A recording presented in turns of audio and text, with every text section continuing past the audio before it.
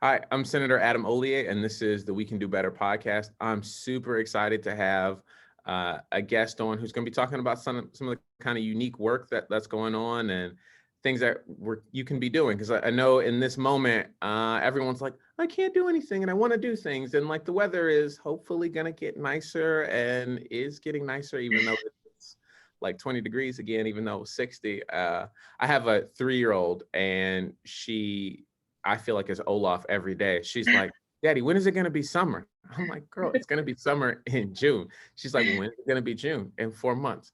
Daddy, is it going to be, I want to go to the beach. Can we go to the beach? I was like, when can we go? She's like, in summer. So, we've been able to get out and do some parks, but that's something that you probably have a little bit of experience with. Jennifer, do you want to just introduce yourself? Sure. So my name is Jennifer Hamra, and I am a Detroit lifestyle blogger. The name of my site is called Good Life Detroit. Cool. So where are you from? I'm originally from Tennessee, and my husband and I relocated with our children to the metro area and towards the end of March 2015. And so I understand your husband was in the military. Is that what brought you here, or like how'd that transition? Yes, that is what brought him here. He is originally from Illinois, but he was stationed at Fort Campbell, which is in the city where I'm from, in Clarksville, in Tennessee. And so that's how we originally met. And then his service in the military came to an end because of an injury that he sustained in Iraq. So he received a job offer in the metro area, and that's how we came here. Cool. So you have so you did the Army wife life, and now you're doing the civilian life, and you're a mother of more than one little people? Yes, mom of 6. That's quite the task. How has that been through a pandemic? It has been challenging. Before the pandemic, we were already a homeschool family, so we've already been accustomed to spending a lot of time together. But despite that, it's still been challenging because part of our homeschool life is we love to go into the city of Detroit in the metro area and visit parks and museums and art galleries, and it's been challenging not being able to go to those places and also connect with other homeschoolers at homeschool groups. So even for homeschool parents, homeschooling wasn't easy through a pandemic. No, not being able to leave the house like we normally did, that was a challenge for us. It also affected our schedule, believe it or not, and not being able to go to the library, because that was something that was a routine for us as well. So tell us about what's going on in the city. Like, what are you doing with the blog? What should people know what's going on? So before the pandemic, I attended quite a few city events and festivals, and so that has changed since the pandemic. Right now, I've been venturing out a little bit, socially distancing, of course, and visiting museums and art galleries when the weather's nice, maybe occasionally going to the park. Also supporting local businesses, local restaurants, and still getting curbside. So that's what's been going on over on my end, and also connecting with other Detroit creatives too. And so how does that process work? Like what should parents who are looking to try and, get their kids out to some of those experiences and to do some of those kind of things? Because I know a number of parents are either going back in the split school and things like that as things are opening up. What's your recommendation and what have you seen happening? As far as recommending places to visit? Yeah, place to go, things to do, like what are we doing? Well, for us, when the weather is nice, of course, before winter, we were still going to parks because that's a great place to socially distance. And, being home a lot, it's really good to get out in nature. So that's something that we like to do. Going to art galleries, as I mentioned, that's a great place to go to socially distance, also too, because, they limit how many visitors go in at one time. We haven't made it to the Michigan Science Center yet, but that is definitely on our list. I know that they also have a really great COVID precaution safety measures that they're taking as well. So I would definitely recommend Michigan Science Center. Cool. I know the Motown Museum is back up and running and moving. It's in a district where we've been excited to see people being able to get back in and move around and do some of those kind of things. Do you have a favorite park? Do the kiddos have a favorite park? Well, we really love Belle Isle Mm-hmm. because there's just so many different places that you can explore and you can play. We also love going to the Detroit riverfront. We haven't been yet because it's been really cold, but that's definitely a favorite for us in the warmer months. Yeah, we had my daughter and I, there are a couple, our friends have a little friend group and they made it out to play over at Belle Isle. And it was one of those days, like right after it had like rained and snowed. So it was like icy, Yeah. but so I have a 3-year-old, there's a 2-year-old and a 4-year-old. So the 3 girls were just kind of running around and we're like, we should have put you all in snow pants. And like one parent, it's always like one parent appropriately dresses and one is overdressed and one's underdressed. And you're like, your gloves are wet. Yeah. She's like, why am I gonna take these off, Dad? Because they're wet. And I'm like, no, you can't take them off because then your hands will be freezing. And I'm like, she's like, but I wanna take them off. It's like, no, it's not. It's not a thing. Not a good idea. So yeah, so tell us a little bit more about the blog, what's going on, what people should be thinking about and looking forward to as the weather starts to get warmer. So I started the blog in late 2015 after a few months after moving here.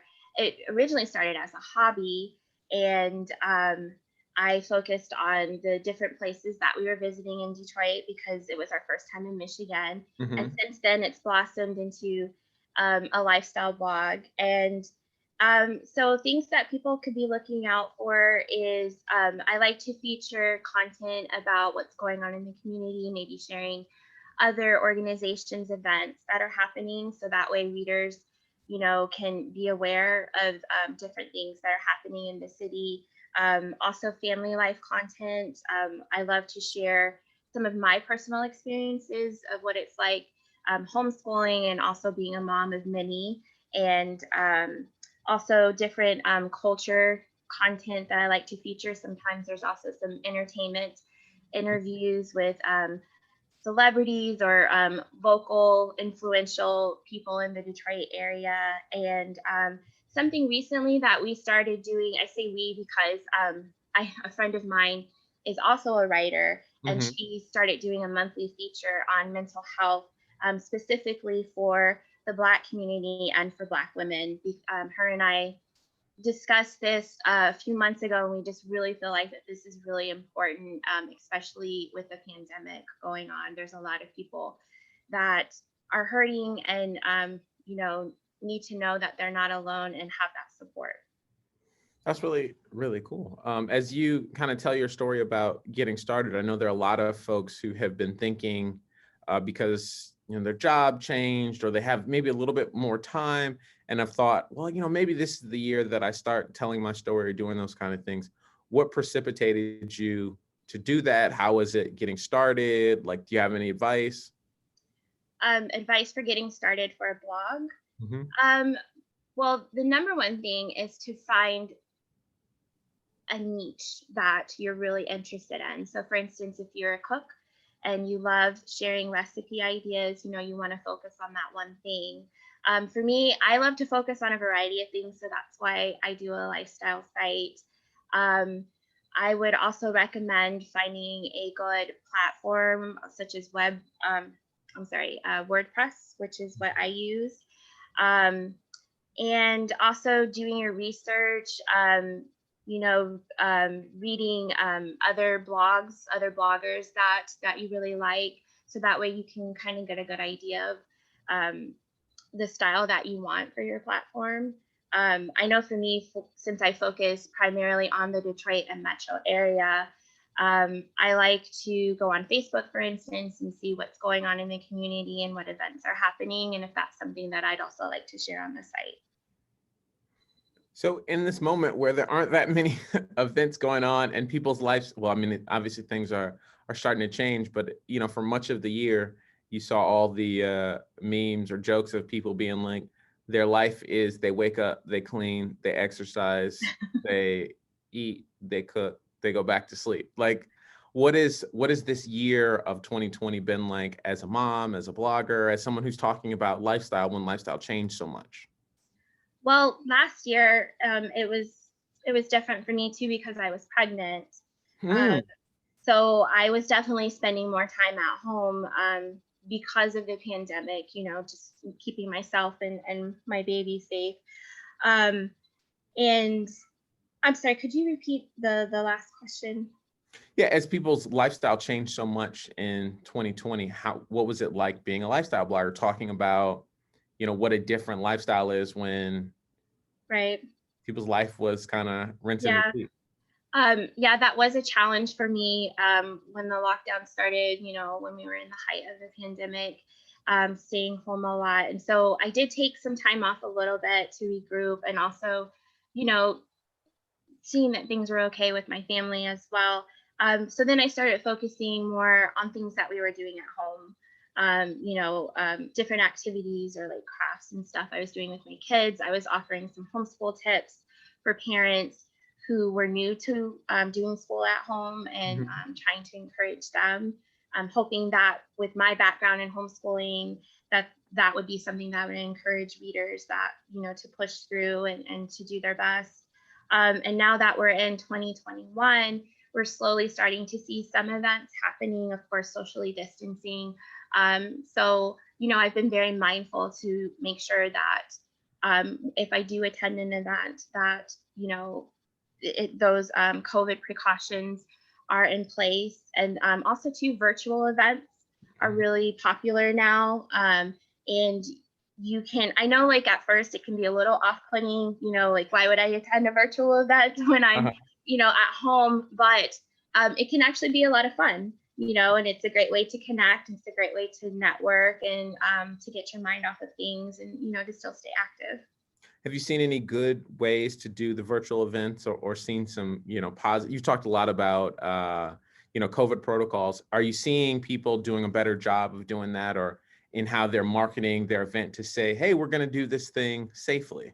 Yes, I'm noticing that a lot of organizations are making that known upfront. These are the precautions that we're taking. Masks are mandatory. They're offering, um, hand sanitizer at events. Some places might even offer some masks, but of course, with considering how many people are coming to events, that might be a little difficult to do. But they are making it known that they have those safety precautions in place. And as you attend these things, are people excited about getting back to things? Are people still hesitant? Are they like, hey, in a month, this is, we're Yeah. going to be full tilt? Like, what does the feel like with people? I think it's a mix between the two. There are people that are hesitant. They're not sure, especially too if they have some preconditions that they want to make sure that they're keeping themselves and their family members safe. And then there are people who are ready and excited to get out there. And even walking around downtown Detroit, of course, socially distancing. It's a great way to get out of the house. Going to Eastern Market, that has always been open during this time too.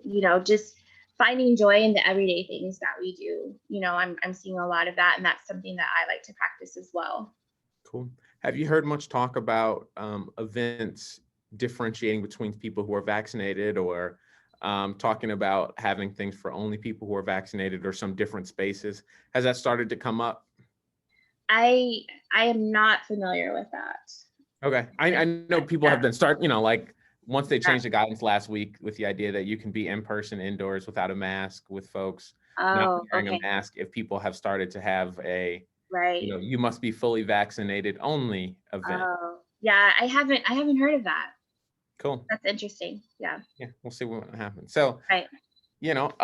it's Women's History Month. We are kind of thinking about those moments and trying to take the opportunity to tell the stories of the women who made a difference in our lives. Is there a story you'd like to share, or someone you'd like to highlight?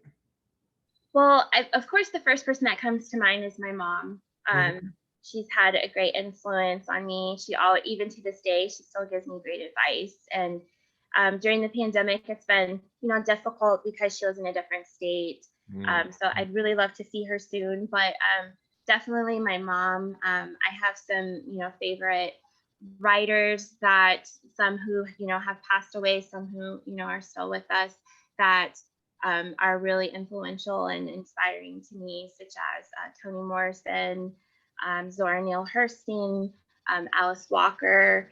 And then locally, there are women in Detroit that inspire me every day. Community activist Piper Carter, um, uh, Cooking with Q. Are you familiar with her restaurant in New Center? Yeah. I love her. I love her Instagram posts because she's always very positive. I've connected with her before, and she's very inspiring to me as well. It's funny that you mentioned Alice Walker. So my daughter has, well, when she was a really little kid, she had a like turtle toy. And I don't know if you remember Teenage Mutant Ninja Turtles. They're all named after Renaissance Yes. people, artists. And so I was like, you know what? I'm going to do the same thing. And so I was like, we're going to name all of, if she ever has any more turtles, like, but this one, it's going to be named after a Harlem Renaissance woman. And so she has Alice the turtle from Alice Dunbar Nelson. And so when you brought her up, I was like, huh, look at that. Yeah. Alice getting some shine. And now we have a 4-month-old, and now he plays with Alice. Oh, that's so sweet. I really love that idea. And actually, for homeschool, my kids, we're learning about the Harlem Renaissance right now. Mm. So that's a great connection. Yeah, I love that. Yeah, it was just a fun, I think I've been really, trying to make sure that as we, raise the little person and people now, that they are seeing positive people that Yes. look like them, that had similar life experience, and that we are raising up the stories, particularly for Lily, of women and Black women in particular. Yes. So we watch a lot of those kind of things. So her favorite show has been the Shera. And so it's just been fun, like doing some of those different things. The funniest is when we talk about My Little Pony. She's like, no, Daddy, it's My Little Pony. And I'm like, yeah, My Little Pony. She's like, no, it's not yours. It's My Little Pony. And I'm like, okay, Lily. Yeah. That's funny. So similarly, it's been tough to stay active in a global pandemic, especially during the winter months. Have you stayed active throughout that time besides just running around and chasing little people? I love to walk. Okay. That's my thing to do. Because again, being at home so much, it's a great Mhm. way to get outside, get some nature, get some fresh air if it's not too cold, of course. In the summer months last year, being pregnant too, I was doing a lot of walking, and I love listening to podcasts. What's your The, favorite? well, the one that I recommend is Girl Trek. I'm not sure if you're familiar with that. And they do like, I think it's every 21 days or so, they have a different theme that they're doing. Like last summer, they were focusing on African American women. Mm-hmm. And it was a 21-day, Monday through Friday thing. And it was a great way to hold yourself accountable and, make sure you're getting your 30 minutes of daily walking in, and then also learning about somebody important and inspiring. Okay, cool. All right. And so what do you do to maintain your mental health? The big thing that I do is I journal. Okay. I've been journaling ever since I was a young girl. Mm-hmm. But even in my 40s, I still journal. It's a great way for me to clear my thoughts, or Mm-hmm. if I'm upset, to sort those thoughts out too. So yeah, definitely journaling, getting some fresh air, going for a walk, exercising, um, reading. I really love to read, watching a favorite movie or a favorite show. That's And then spending time with my family. That's how I manage that. Awesome. Well, when you dropped the 40s bomb, I had to be thinking, Wow, what is her skincare routine? Because, you know, for all those folks who were just listening, I thought you were like 20s, and I was like, oh, it's so fun. You know, how does she have 6 kids? But, you know, whatever. But for you to, you know, so I guess. I'll take that as a compliment. Thank you. Yeah, it's certainly what, you know, clearly you have not been living a successful life. Your kid, you must have excellent children. They do the right thing. You know, They have their moments. well, all But- kids do. I mean, but they are great children, and yeah, they bring so much joy to my life. that's awesome. And your husband must be a reasonable human being, because nothing like a good husband to add some years on you. Yeah, he's great. You know, he's a hard worker, and he is very, very involved with the kids. We're very family oriented. Family is very important to us. Awesome. Well, that's great to hear. Jennifer, thank you so much for coming on and talking to us today. If you just want to tell people how they can follow you and tune in for what you do. Sure. So you can follow the blog at goodlifedetroit.com. And then I'm also on Instagram and Twitter, also at goodlifedetroit. Cool. Well, Jennifer, thank you so much for coming on. We look forward to reading and listening and following some of your adventures as we look for fun ways to re-engage in the world. And thanks. Thank you for having me. This has been the We Can Do Better podcast with Senator Adam Hollier with our guest Jennifer today. And we look forward to telling more stories of people who are doing interesting and amazing things in the 2nd Senate District across Michigan. Have a great one.